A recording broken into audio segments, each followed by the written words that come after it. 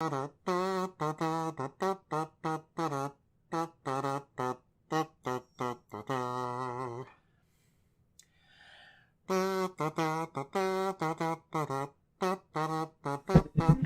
that was wrong. Oh, I just hit myself with the microphone. I said everything with the microphone. I hit the microphone with my everything. Alright. Yeah, that'll work. Close enough for rock and roll. Oh, hi! Yes, I just clipped everything with the microphone. How are you? Those of you watching at home, those of you watching in reruns, because I am big in syndication, I am, of course, Tobias the Adequate, and this is, of course, the TROUBADORK Tryptophan Coma Show! Yes, and I broke out the purdy for this one again. We will tune again, and I'll give you a quick rundown of how things have been going, because it's been about a month since I've done one of these shows. Well, let's see.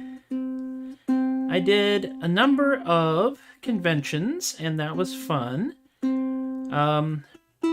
Alamo City Furry Invasion definitely gave me the most bang for my buck for when it comes to enthusiastic crowds, which does not surprise me in the least.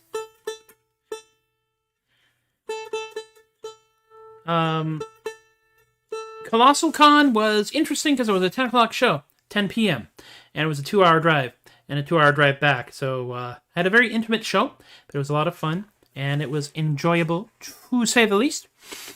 Let me think. I think everything is working now. Everything should be running. I'm going to check a couple of things just to make sure that we are, in fact, where we should be. It is Black Friday. Those of us who are over here in the United States of America, and that means that lots and lots and lots of people are, of course, currently out there fighting for their very lives and pocketbooks in a desperate, valiant attempt to buy inexpensive things, which are usually very expensive. I have no answer to that, really. None whatsoever. I don't know what's going on with that, and that's okay. And we did not. We stayed home. Amy worked today. I did not. But Amy is working today, as a matter of fact. I'm in the process of killing the last hour of Amy's workday. So she's... I don't think she resents me. I hope not. Nope, good. Thank goodness. She's over there. All right, we're all live. We're working. We have people watching. This is good.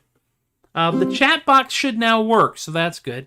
And we are not only on Facebook and YouTube and Twitch, but we are also on Streamlabs because this is being hosted by Streamlabs, and I put the Streamlabs tag in all of the postings as well, so we'll see if anybody shows up and decides to like it. Hey, Ruth, thank you for liking my show. I haven't done anything yet, but I'm gonna, I promise. I'm actually going to say this. We are a little late for one other holiday, and that holiday is a holiday called Wolfelnut. Right there. Yes, Ruth, the chat box works. Thank you. Earn while you learn. That's what we do here. Wolfelnut is a holiday that was invented by someone's kid. And it's a wolf-related holiday where people will howl at the moon and have feasts of meat. And I thought that was really cool. And I thought, what the heck, why don't I write a song about it? And I did. It's not a very long song, but it's a fairly new holiday. And I think that that's all well and good. So I'm also busting out Purdy here, the legendary 8-string tenor ukulele, which took me forever to find. I tried ordering it 3 times, and it didn't. It suddenly vanished, and then the last time I got it. So we'll give it a shot here.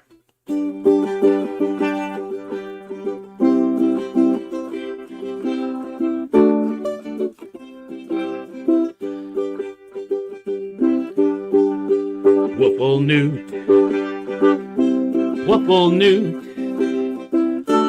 have a howly Wolfelnut,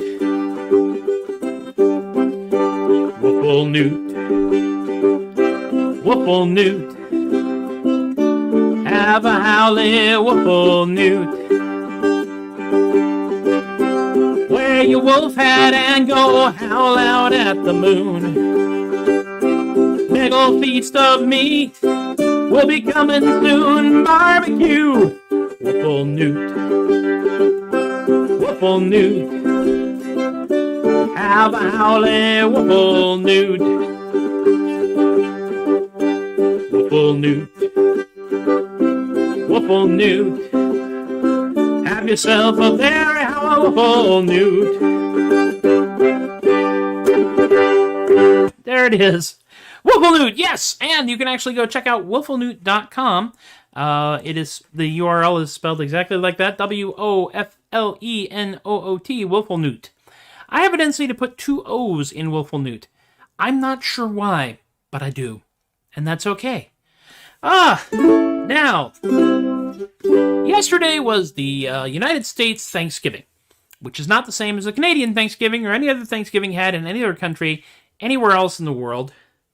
And what's really funny for me is that when I did my Thanksgiving with my wife's family at the beginning of the month. And there's a reason for that. You see, bye-bye, Wolf. There we go. You see, I get gigs sometimes that happen on the day after Thanksgiving. And for a while there, we were hosting Thanksgiving in some vacation condos that were not too far away. And then my wife's sister and brother-in-law moved into a house that's up near where those condos were. So they host Thanksgiving now.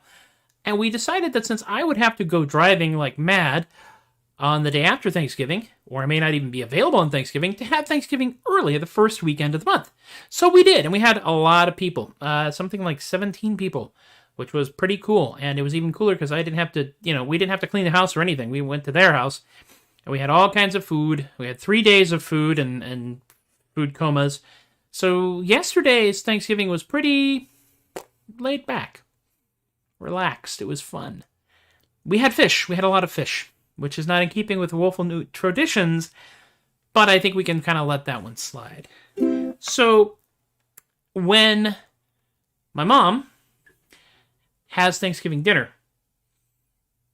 as soon as she's done with Thanksgiving dinner, she will proceed to put on the Nutcracker. The Nutcracker. Every year. And I thought, that's kind of amusing to have a tradition like that. And I don't really have one here at the TROUBADORK show. But I do have an appropriate holiday song, which I can play, because I wrote this holiday song last year because I realized I didn't have a holiday song. And the holiday song, and I have no graphic for this yet. I'm sure I will have a graphic at some point. The holiday song I wrote was actually inspired by a very dumb idea, because they often are.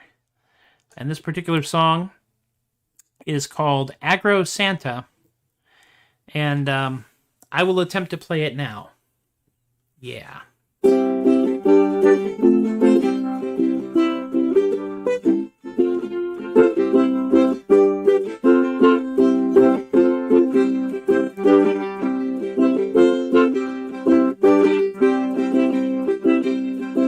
I was raiding a temple on Christmas Eve, like a scheme of folk like to do.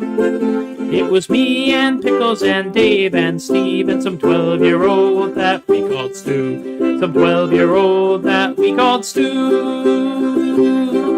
Well, I forced the lock and I entered the temple. The setting looked quite lush. I was just about to take a couple of things when this hairy red dude hit me in the mush. This hairy red dude hit me in the mush.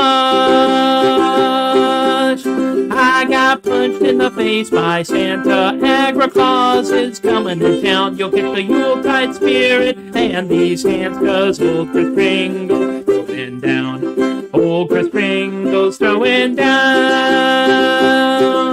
I was leaving a store when I saw a cauldron and Santa was ringing a bell. I felt pretty flushed, so I tossed in a handful. Just how much I couldn't tell. Just how much I couldn't tell. Well, the money flew straight on into that cauldron. I perfectly guessed my range. I realized I dropped too much in that bucket, so I went back to make some change. I went back to make some change.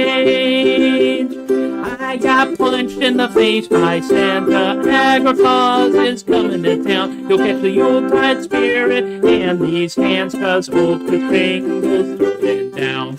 Old Kris Kringle's throwing down. I was minding my own business, just watching some TV when I heard some singers outside. It seems that Santa Claus had some carolers spread and cheer both far and wide. Spread and cheer both far and wide. Well, I stood there heating the whole darn city with the carolers in my yard. I said, hey, do you guys know Wham's last Christmas? Santa took that kinda hard. Santa took that kinda hard. I got punched in the face by Santa. Agra Claus is coming to town. You'll catch the Yuletide spirit and these hands, 'cause old Chris Kringle's throwing down. Old Chris Kringle's throwing down. I got punched in the face by Santa. Agra Claus is coming to town. You'll catch the Yuletide spirit and these hands, 'cause old Chris Kringle's throwing down. Old Chris Kringle's throwing down. Old Chris Kringle's throwing down.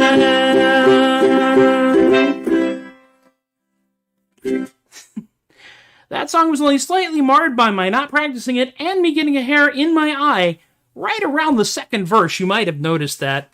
That is Aggro Claus. A-G-G-R-O. Actually, it's Aggro Santa, but I think I may want to call it Aggro Claus because it's just one of those fun songs. I have a video in my head already for this entire thing. I have it all laid out. I know exactly what it's going to look like. I know exactly what images I want. I kind of have an idea of how it's going to be composed. I want to have, like, you know, these little vignettes, pictures, drawings, maybe even cartoons with speed lines of Santa just beating the snot out of me. I think it could be a lot of fun. I think it should be fun. And I think that that is a song which will become a Christmas tradition in our household. There we go. So, hey, more people are showing up. Hi, welcome to the party. The tryptophan coma. I am the most active thing you're going to deal with today. Hopefully. Unless you put on your helmet and put in your mouth guard and went out there and did some shopping. We are planning to go out to Bernie, where I used to do a magic show. They have redone their whole Dickens on Main thing to turn it into a 4-weekend shopping and holiday extravaganza spread out over 4 weekends. We're just going to go this weekend, maybe do a little wandering, do a little shopping, do a little walking around, have some food. That's fun. It is weird. It is weird not doing magic shows in the holidays. But we are also in, say it with me, gang, unprecedented times. Yeah. I want some precedented times. Can we sign up for some precedented times? Anybody? Yeah, got a box of precedented times lying around. Let's do some like normal crap. We haven't really had normal crap for the last 8 years. I kind of think we're due for some. I really do. So I did, as I said, Colossal Con last weekend.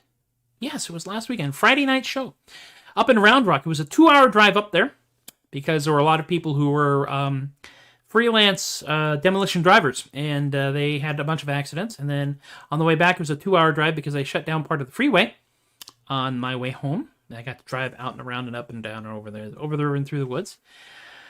And while Colossal Con was fun, I think that may be about my farthest range. 2 hours is a lot of time to go drive to do a 20-minute show. And it was a 20-minute show, at least partially, because, well, apparently cosplayer panel time is a lot like belly dancer time. And I love cosplayers and I love belly dancers, and I just don't like having to go on after them. Because then I have to cut my show short so the next show can have something to do, some time on the stage, because I'm a freaking professional. It's the hat. You can tell it's a professional because I'm the hat. One other thing, I will not be playing Alice's Restaurant. Everyone has a chance to listen to that on your own, and it takes 20 minutes, and this is a 1-hour show, so, you know, let's not get too crazy here, gang. However, I will play a song that I completely failed to play for Colossal Con, which makes me feel dumb because this would have been a great song to wrap that show up with. And it is, of course, Kaiju Coffee, inspired by this comic over here from Cat's Cafe, which you can find anywhere there is an internet, honestly. They have presence on Facebook and Twitter and Tumblr and Reddit and Instagram, and probably a bunch of others. It's a really fun comic strip, and very wholesome, and I like wholesome. Wholesome is the new punk. Because being edgy and transgressive in your humor is really old now. Because we've had people doing it actively as their thing since the 1960s. Yes, Cat's Cafe is a marvelous thing. And this inspired me. I don't know that I played Kaiju Coffee using Purdy here. This is, of course, a song that has a couple of things going for it. One of which is that it was deemed surf punk by my friend Izzy. And if anyone can tell me whether or not something is surf punk, I'm willing to believe Izzy in this one. It also involves a technique known as chunking. Now, chunking is when you mute the strings of your stringed instrument and just go like that.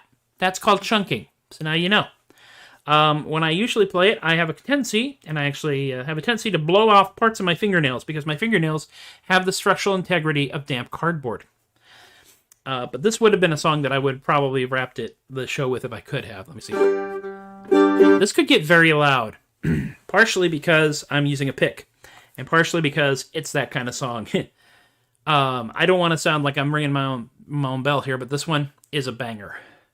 Kaiju Coffee, rising up from the deep. Kaiju Coffee helps them not fall asleep. From the depths of the sea to the city downtown, Kaiju gotta get up and start roaming around. That decade's on summer, it's real hard to shake off. They need a good gallon of that bubbly back up.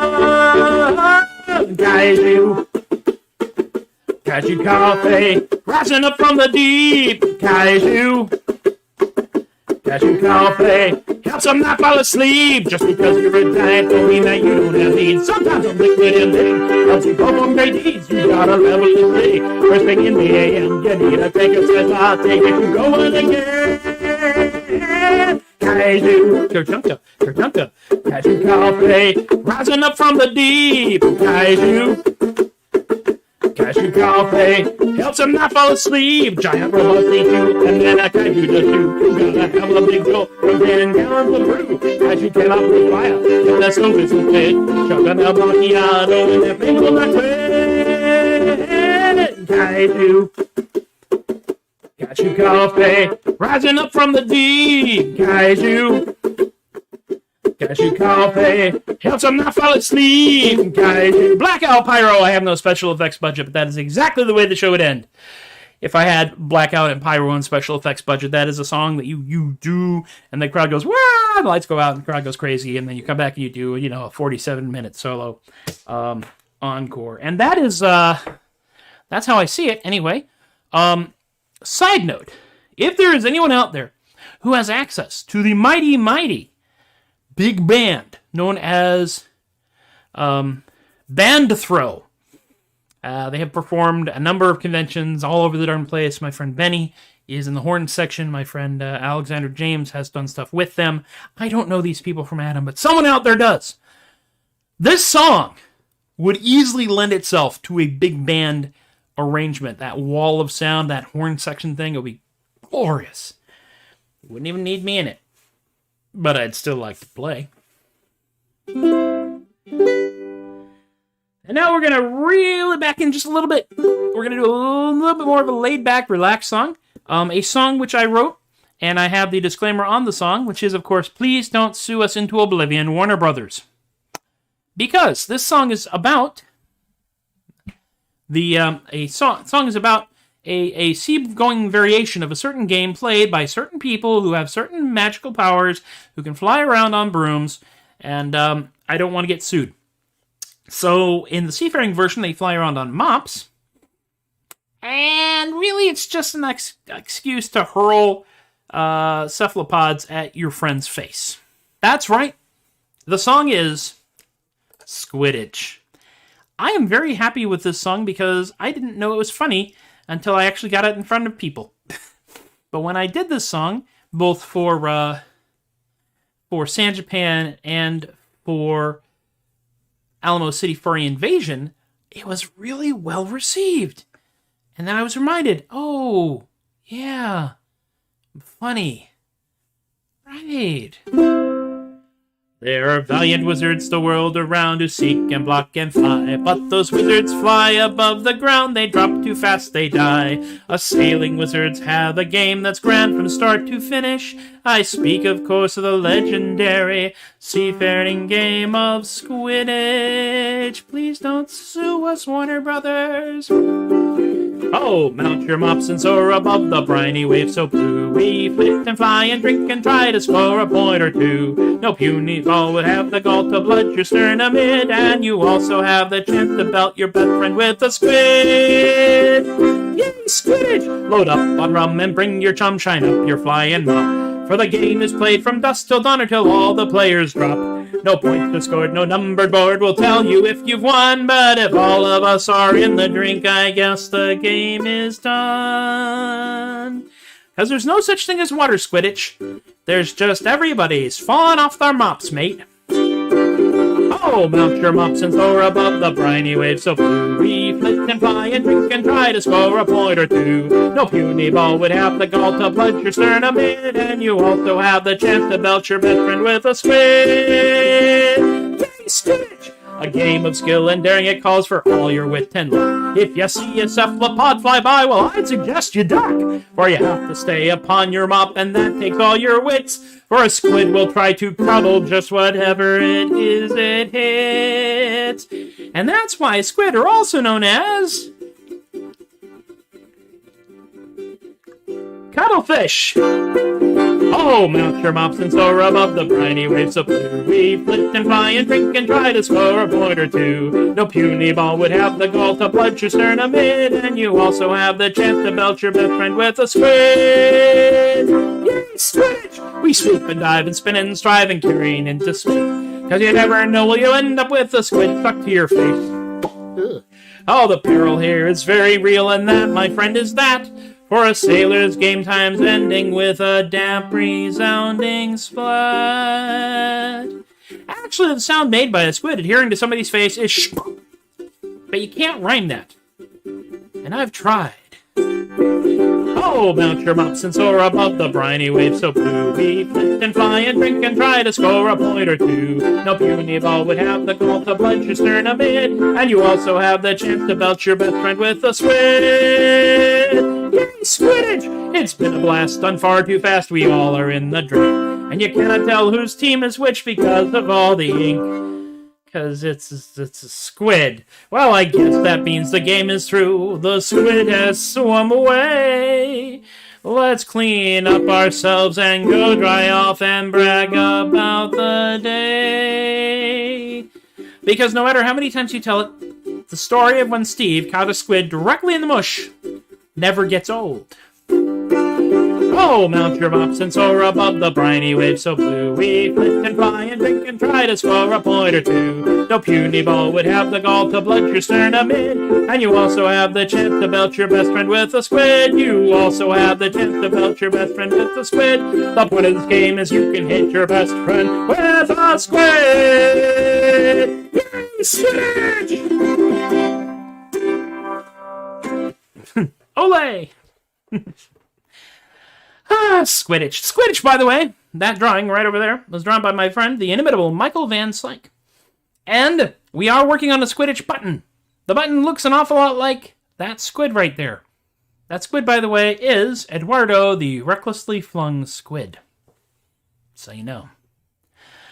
Oh my gosh, we have now come to the point of the show, midway through, I think, just about. Which means it's time for our commercial break. Now, the commercial break in this case is actually a commercial break. It's just an excuse for another dang song. Many things are in my world. And in this case, the another dang song that we're going to do is a song that I actually wrote as a commercial jingle, an advertising jingle, my friends, for my friend and yours, Oscar Hasselhoff, German Master of Defense. Herr Hasselhoff is, of course, the developer of the Hasselhoff Maneuver. The Hasselhoff Maneuver, it's Eduardo, the reckless... Eduardo, yes, and not related to Fernando. I've managed to do Fernando World a bunch of shows, but the Hasselhoff maneuver, getting back to the Hasselhoff maneuver and the insufferable Bavarian accent I use when I talk about the Hasselhoff maneuver, is a complex maneuver which ends with grabs him by the crotch and throws him out the window. Now, this particular maneuver is in fact very easy to teach just about everyone. So much so that Herr Hasselhoff has written a useful and informative booklet entitled Grabs Him by the Crotch and Throws Him Out the Window. Now, I really like Grabs Him by the Crotch and Throws Him Out the Window so much that I actually wrote an advertising jingle for Grabs Him by the Crotch and Throws Him Out the Window, which I entitled Hasselhoff Ballad because Grabs Him by the Crotch and Throws Him Out the Window is way too long for a song title. Gotta change gears here, because this one involves picking. And I cannot pick on the 8-string ukulele. It sounds weird. But yeah, happy children. Once now happy children, we will sing a happy little song, advertising the happy little pamphlet.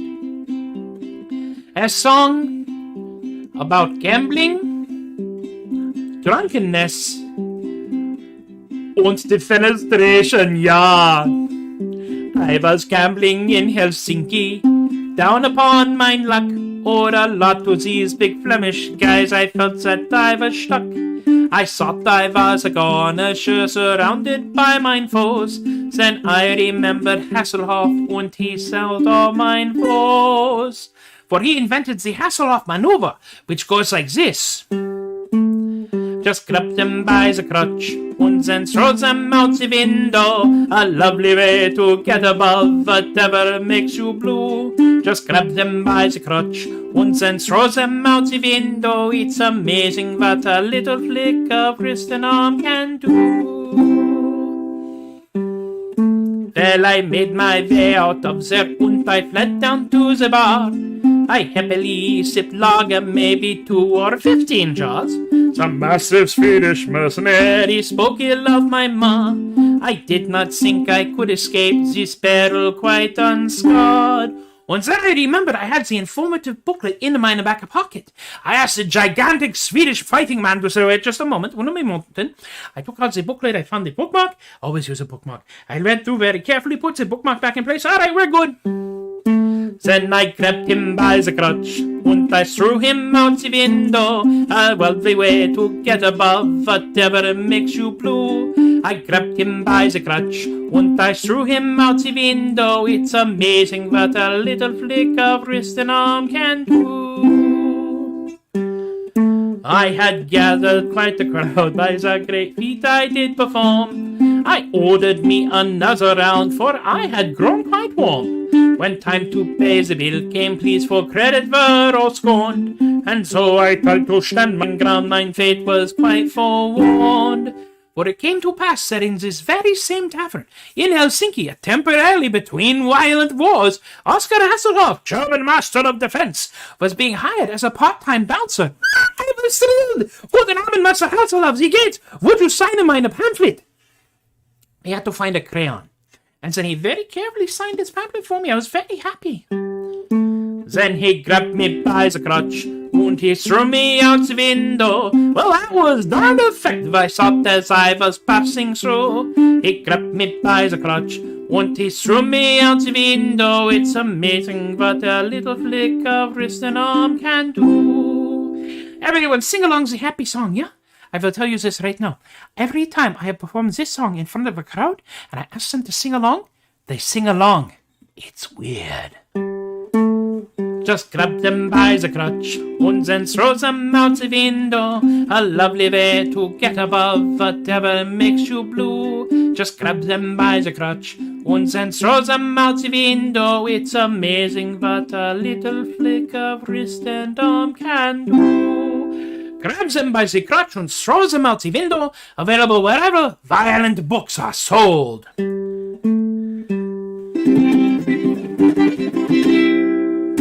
Ole! Hey, Bubba! Thank you for stopping by. Bubba is coming to us live from Mexico, I believe. Yes. So we have somebody in Mexico. We have someone in Finland. It's pretty amazing. I have an international audience. Y'all are helping me become the niche market internet micro-celebrity I have always dreamed of being. Thank you for that. That is what I am thankful for. The tread for long song titles. I tell you something. Hello, Natchan. Hello, Natchan. How are you? I am Tobias the Adequate. This is the Troubadour Show, and you are watching it. I am now changing implements. Why am I changing implements? Because I decided I would do most of this show using this one. This amazing 8-string ukulele, which I call Purdy, because it's Purdy. It's kind of like prosthetic. You're going to Ireland. Bubba's going to Ireland. Dang, son. Hello from Ireland. Oh, we got people in Ireland. Holy wow. Y'all are all here. I thank you guys for hanging out with me on this show. I appreciate it. Because without you hanging out with me, is basically Vox Clamatia in Desertus, a voice crying into the wilderness. Or Vox Clamatio in Desert Cart, a man screaming into a sheet cake. So I'm very happy that you're all here. Because without you, what I do here is even harder to explain. So the next song we will do, I actually have a set list written down. Out of shot over here. You can't see it. But it is here. See? Actual set list written down on actual paper. And if it wasn't actual paper, I would not be able to do this. Stole that from David Letterman. I owe him $5. Now, the next song that I will do is a food-related song. The rest of these songs are kind of food-related songs. Because it's the day after the traditional United States holiday of eating so much you can't freaking move. Also, it's a chance to sing a song I have not sung for a very long time, and I'm hoping I can still do it. And that song is, in fact, about one of the most unusual foodstuffs I have ever heard of, and possibly one of the most unusual foodstuffs you have ever heard of, and that is the world's oldest edible ham. I want to just bring one thing up here real quick. They use the word edible. I'm not sure that's been tested. But this ham right over here, is in fact on display at the Isle of Man Museum in Smithfield, Virginia. And it is an actual thing. It is arguably the oldest cured ham currently known to modern man and science. And I saw that and my gosh, I gotta write a song about it. And then I did. Now, well, you get to deal with it. Let me see. I think I'm killing the battery on my tuner here. My tuner is giving up in protest.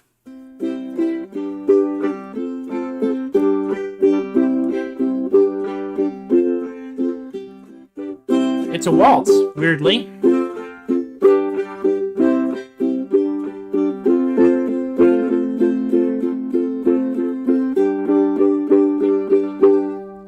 It's the world's oldest edible ham, a token of how things could be. The world's oldest edible ham, we could eat it, but should we?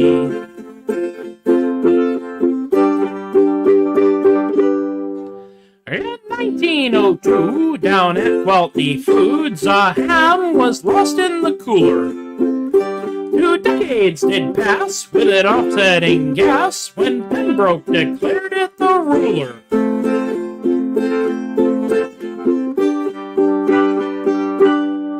It's the world's oldest edible ham, a token of how things could be. The world's oldest edible ham, you could eat it, but should we?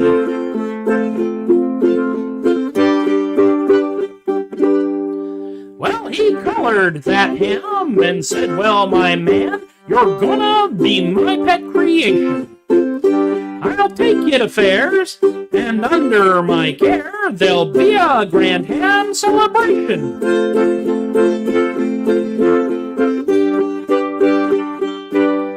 With the world's oldest edible ham, a token of how things could be. The world's oldest edible ham, we could eat it, but should we?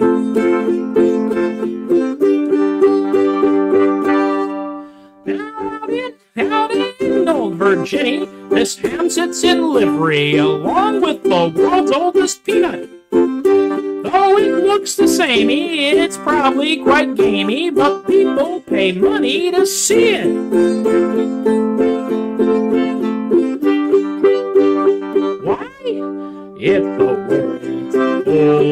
edible ham, a token of how things could be. The world's oldest edible ham, we could eat it, but should we? One more time. Key change. It's the world's oldest edible ham, a token of how things could be. The world's oldest edible ham, we could eat it, but should we?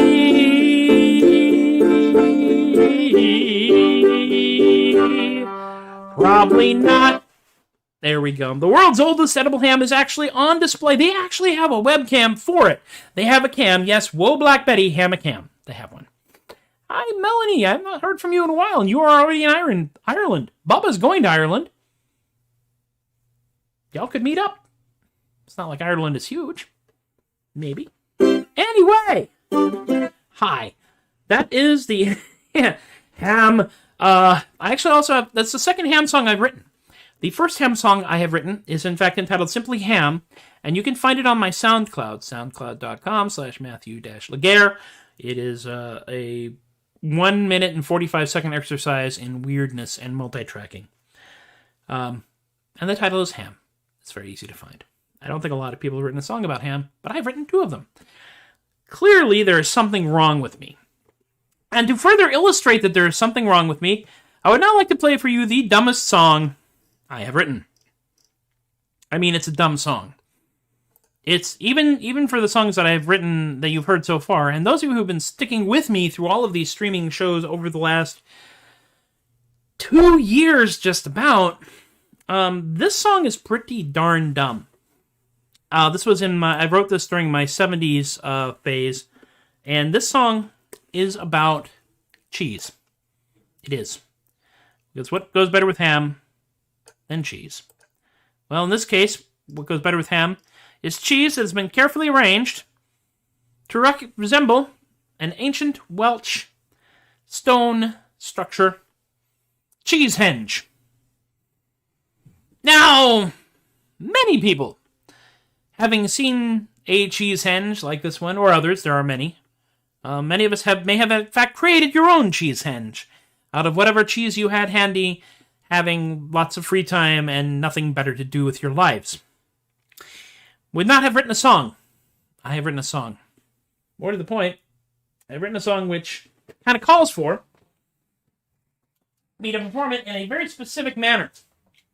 You see, this song is very much a late 70s song. I want you to imagine, if you will, that it is the late 70s. You are on whatever thing you are on in the late 70s. If you were not born in the late 70s, just imagine. I'm sure if you wake somebody up, they will be able to tell you stories. And you're at a Neil Diamond concert. Now, I do not mean the shiny, friendly, family-friendly, turn on your heart light, coming to America, jazz singer Neil Diamond. No, no, no. I mean the late 70s, double denim, hair down to his knees, surreal Neil on everything but a freaking pogo stick on stage. We are now 4 hours into a 2.5-hour show. And Neil has burned through his entire catalog and is now reaching into his back pocket and pulling out weird crap. Weird crap like this one. Cheesehenge, it's like Stonehenge, but it's made of cheese. And it stood taller than the trees.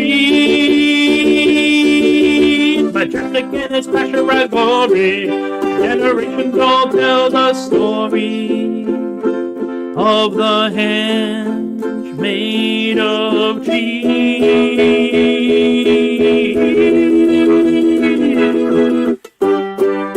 Erected by the ancient Welsh, you know they really couldn't help themselves.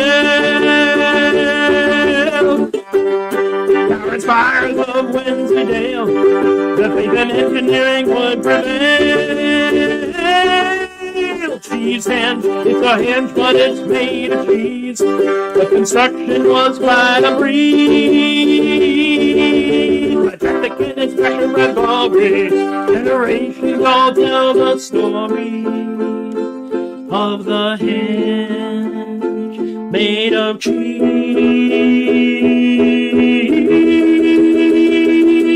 Who knows why they built the thing? Did they turn cartwheels around it and sing? sing how the scary stuff lasts so long. We'll just wonder about it in song. Cheese hand, it's a hand, but it's made of cheese, and it sways slightly in the breeze. Majestic in its measure as glory, generations all tell the story of the hedge made of cheese. Standing in delicious awe, take a selfie and stand on my mouth. In the woods by a distant stream, it's green. You're gonna smell it before it is clean. Cheese hand, it's a hand, but it's made of cheese. If you're allergic, it'll make you sneeze. Majestic in its pressure as glory, generations all tell the story of the hedge made of cheese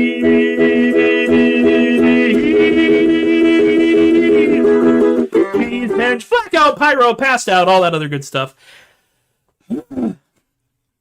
That song always takes it out of you. Well, it takes it out of me. And I'm sure lots of people would like me to take it out of here. That is not a song my wife is fond of. It is a dumb song, but not stupid. And there's a difference. Bubba knows the difference.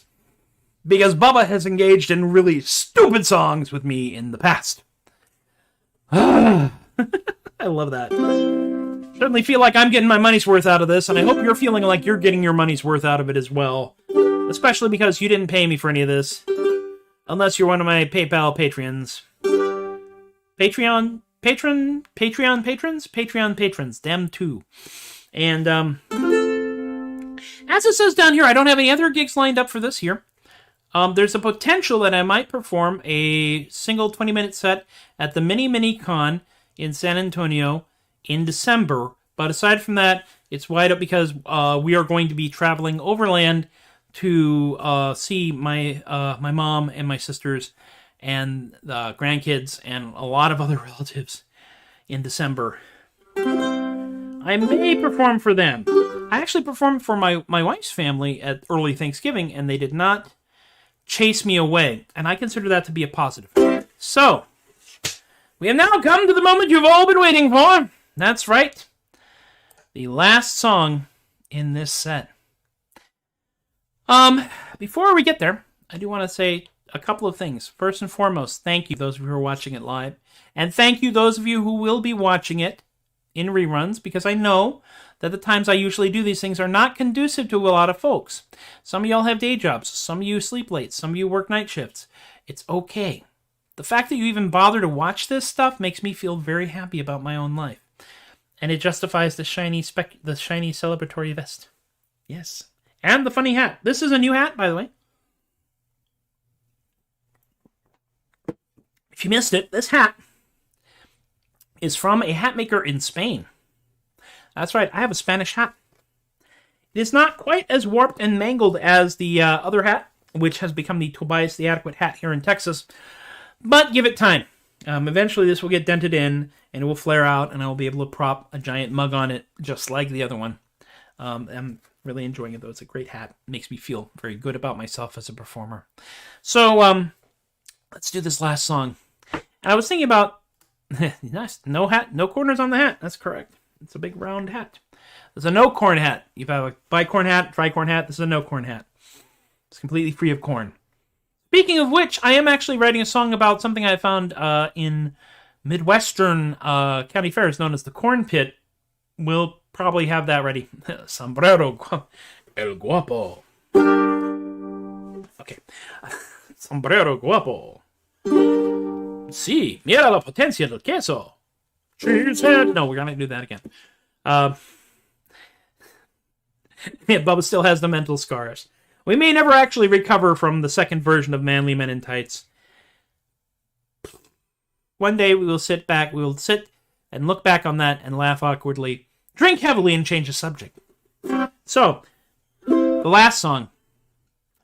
The last song I'm going to do for a couple of reasons, one of which is I love it, and the other one of which is that it's a little... Some of these jokes are just for two of us. Some of these are songs I do for various reasons. This one I'm doing for a number of different reasons, but it is, and will remain... Where are you? Really? Thought I brought you up, image. Ah. I need to find the image again. I had an image all lined up for this, and it's gone now. I don't know why. Let me see if I can find it again. So we're killing time while I undergo the required technical screw-up that comes in every time I do one of these dang shows. There's always something that goes slightly haywire, and in this case, the haywire thing is that I don't have this thing laid out. I thought I did, but I don't. Some of you probably already guessed what it is.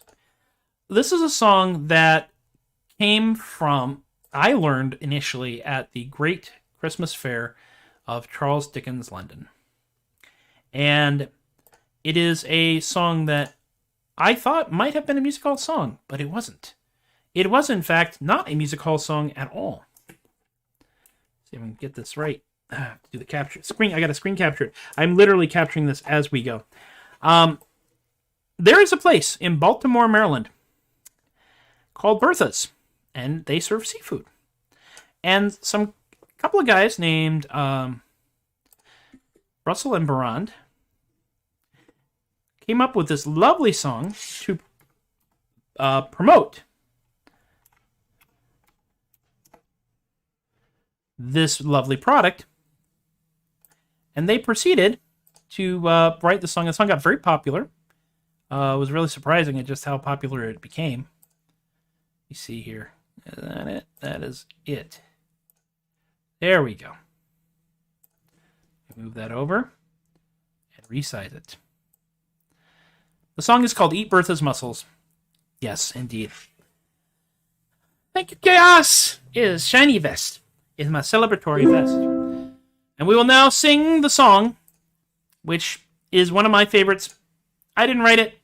Two very clever men named Russell and Barand did it.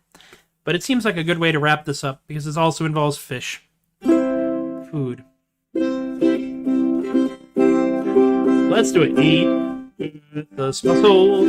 They're the best there is by far. You can eat them in the dining room. You can eat them in the bar. So when you're ashore in Baltimore and you fancy a bite to eat, just follow your nose to Bertha's and you'll be in for a rare old treat. Now a sailor came to Bertha's with a problem most severe. His manly pride had been atrophied by a voyage of 14 years. So he ate a plate of mussels. Now he sings a different key. His tune set right, he'll be back there tonight, and he's not going back to sea. So we Bertha's mussels, they're the best there is by far. You can eat them in the dining room, you can eat them in the bar. So when you're ashore in Baltimore and you fancy a bite to eat, just follow your nose to Bertha's and you'll be in for a rare old treat. Now a lady came to Bertha's, who had a daughter or son. The doctors had said with a shake of their heads that she couldn't have either one.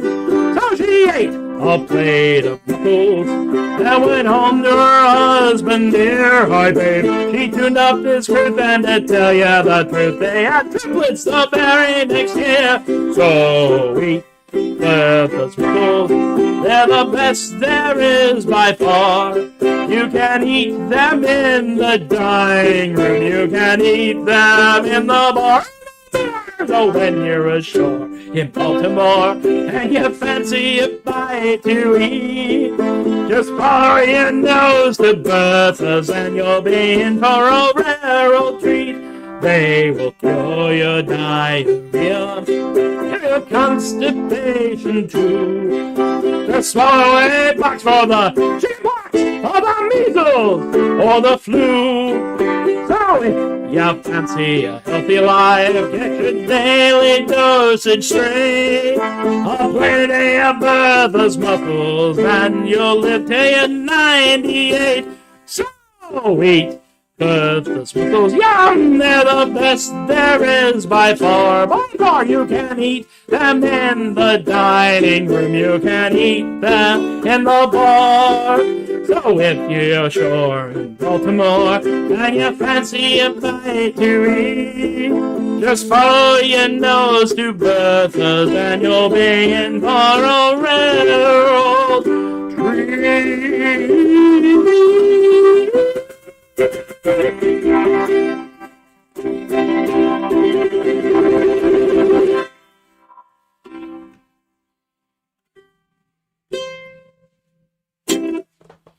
And so we have come, laden with calories, woozy from the beverages, staggering blindly toward the couch, betting on whatever football game is in front of us, to the conclusion of yet another Tobias the Adequate Troubadourk Tryptophan Coma Edition Pandemic Coping Mechanism live streaming from an undisclosed location in San Antonio, Texas show.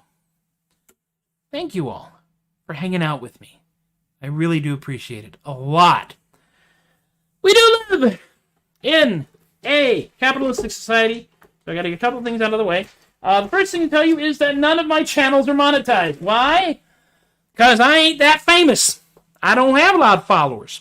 I have a small, mighty group of core audience folks, and then the people that wander in blindly here and there from Twitch or from YouTube or from Twitter.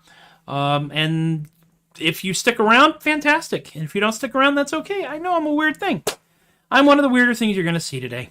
And that's saying a lot, because you are on the internet. So, first and foremost, like it says down here, theadequate.com for all of your adequate needs. Troubadork.com is now up as well. I have moved everything over to WordPress. Don't laugh, it works. And it's simple, and that's something I need right now in my life, is something simple. Things are getting complicated and weird. Let me see here. There are a few things to talk about. First and foremost, there's Patreons over here, patreon.com, theadequate, paypal.me/theadequate, and theadequate.com. I mentioned all of those. I also want to show you this. Oh my god, it's a Troubadourk tip plank, yes. If you happen to have a fancy little high-definition pocket computer that has a phone app, not everybody uses the phone app, you can aim it at these. If you want to throw some money my way from Venmo or PayPal, or you can go to the adequate.com here. And I want to thank, by the way, I want to thank my Patreon patrons, the mighty, mighty crowd, small but mighty. That's Jen and Joe and Alexi and Austin and Chris and Teppo and Shay and Linda and Ann and Stephen and Rob and Alicia and Relly and BK and Richard and Bree and Lorene. And y'all are amazing. I don't know why you keep putting up with me. I don't know why you keep supporting me, but I will do my darndest to justify your faith. My goal is to be able to justify my Patreon patrons' faith in my ability to achieve anything, honestly. Let me think. In another couple of weeks, I will do another show. I may do another show next week. I'm not entirely certain. The schedule's been completely thrown off because in November, I really didn't do a lot of shows because I was doing a lot of other things.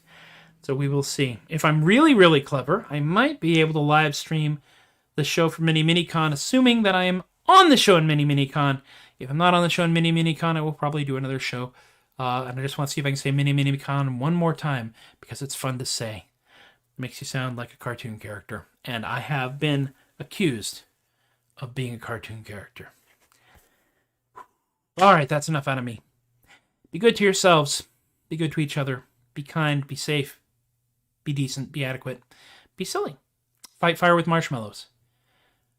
Being kind and wholesome is the punkest thing you can be these days. I'm very serious about that. Y'all have been wonderful, and I continue to be Tobias the Adequate. I thank you. Oh, in January, I'm doing a studio day. We're going to record some of this stuff. I'm going to make me an album. Thank you all very much for encouraging my behavior. I will see you guys next time.